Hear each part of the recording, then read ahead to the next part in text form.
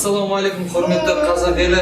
Ізгілікте жарысайық қорының ұйымдастыруымен өтіп жатқан бір ұжым, бір отбасының қуанышы атты эстафетаның 6-шы бөлімін, 6-шы кезегін біз алдық, яғни жігіттер тобы және басшысы продюсеріміз Ерғали ағамыз.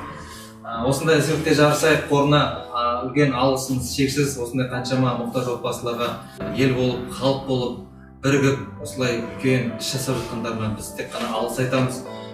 Айжан апайымыздың баласы Әмір балапанымызға дәл қазір керек дүниесі осы қоларба, яғни коляска екен. Жігіттер тобының атынан осы колясканы осы отбасыға Алланың разылығы үшін сыйлаймыз.